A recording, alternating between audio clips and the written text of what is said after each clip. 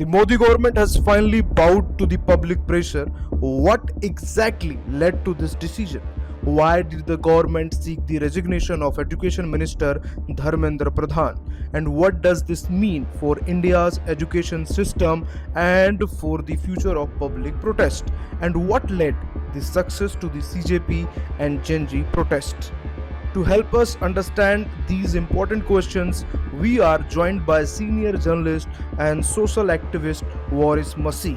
Sir, thank you for joining us. Let me begin with my first question. In your opinion, what led the success to CJP, Cockroach Janta Party, and Gen Z protest? Thank you for having me. As we all know, the CJP movement was going online and it was quite successful. But we will have to admit that it was the presence of Sonam Wangchuk that led many youth and important prominent citizens from across the world to Jantar Mantar. And sir, in your opinion, what were the key factors that compelled the Modi government to seek the resignation of the Education Minister Dharmendra Pradhan? There are several reasons that led to the resignation of the Education Minister. One was the failure of the intelligence system. The intelligence misinformed the government that there are just 5,000 to 7,000 people at the protest site and the protest can be easily crushed. Second was the interest of the foreign media and journalists. Foreign journalists had started coming and covering the protest.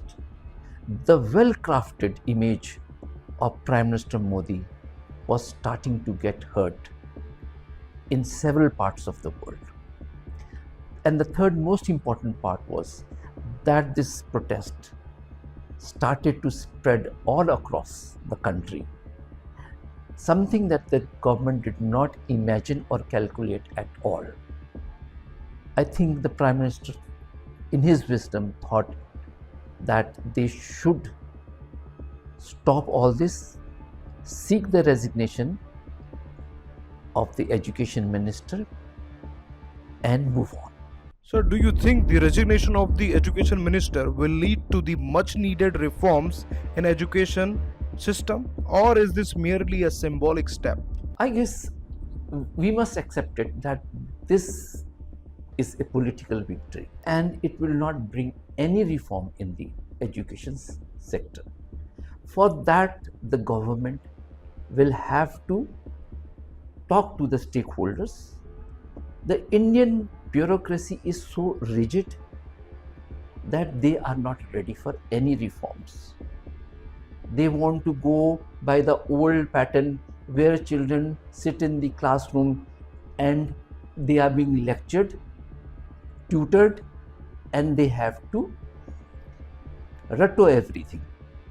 So we will have to get rid of this system. Unless and until that is not seriously taken into account, nothing can happen.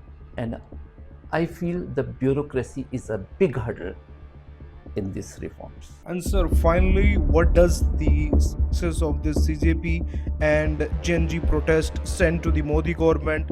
Does it demonstrate the power of peaceful democratic movements? Yes, definitely.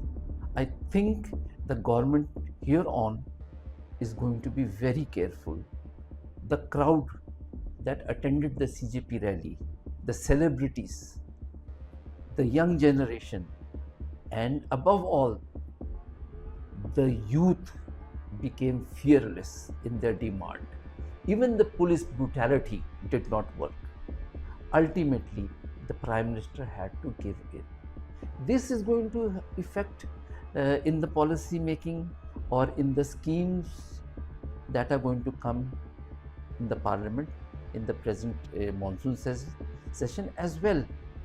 The government will be very careful talking to all stakeholders and not unilaterally bringing any decisions and forcing the citizens to follow it.